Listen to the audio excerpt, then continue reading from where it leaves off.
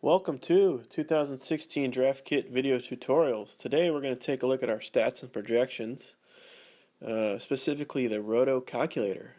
The Roto calculator is basically made up of two things here.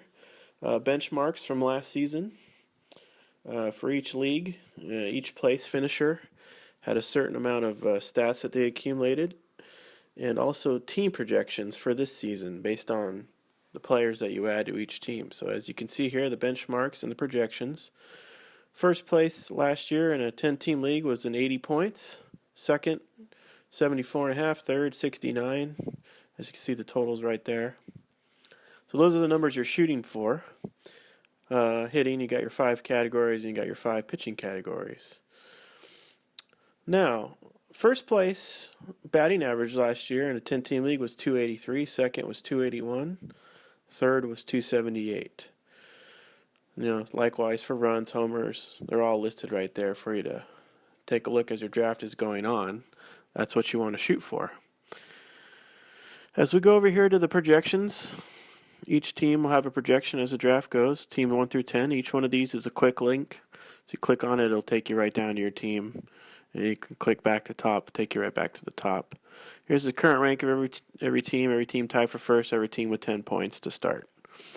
Here's the hitting benchmarks again, what you're aiming for, and how many points you are ahead or behind first place. We only target first place. So as you can see, the 283 average, you're minus 283 right now because you don't have any players. 1151 runs because that's what it would take to get first. So we're shooting for everyone to get first, obviously. So we're going to compare each and every team.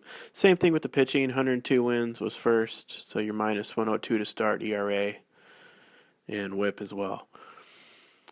Over here will be your hitting totals. As you add players to your team down below, these will populate with stats. It will tell you how far ahead or behind you are from each team in your league. Add up a total and a rank. So let's go down to Team 1. There's two ways to enter the player. You can either click the drop-down menu right here and pick from that list, or you could just type it in, which is probably much quicker. So we'll go Mike Trout for Team 1, and we'll calculate it real quick, and it'll show his projections for this season. 294 average, 112 runs, 38 homers, 107, and 19 steals. As you can see now, Team 1 has those same stats up in their totals. They're now in first place because they're the only player with a team with a score of 55 points. We are plus 11 in average because our average is 294. First place would be 283, so we're ahead of pace there. All these were behind, obviously, because we don't have a lot of players yet. We'll creep up on those as the draft goes along. Let's go down to Team 2 now, and let's give Team 2 Bryce Harper. Again, just easier to type it in real quick. Calculate it, and it will now update the standings. As you can see now, adding Bryce Harper to Team 2 has now put them in first, probably because of the batting average and homers. Doesn't compare much in the steals. As you can see, we're pretty high up in the average because Harper is projected for 311. As we go down to Team 3, let's add a pitcher here just to show you how that works. Let's go Clayton Kershaw here for Team 3. Go ahead and calculate that. Scan back to the top. And as you can see, third place, 28 points. Team 1 moves up a few points just because the pitcher is involved now.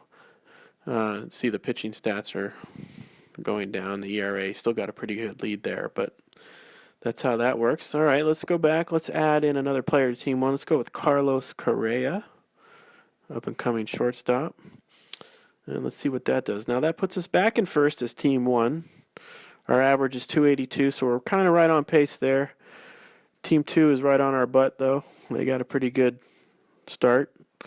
We got a pretty healthy lead in RBIs, but we have 2 players, obviously. So let's add another player to Team 2 here to try and even it out. Let's go with Paul Goldschmidt for Team 2. Let's see what that does. As you can see, that really gives Team 1 a boost, or Team 2 a boost, I'm sorry. They go up to first with a pretty healthy leading batting average, plus .27, 310 cumulative average. That's real good. So, Team 2 is looking like a pretty strong team right now.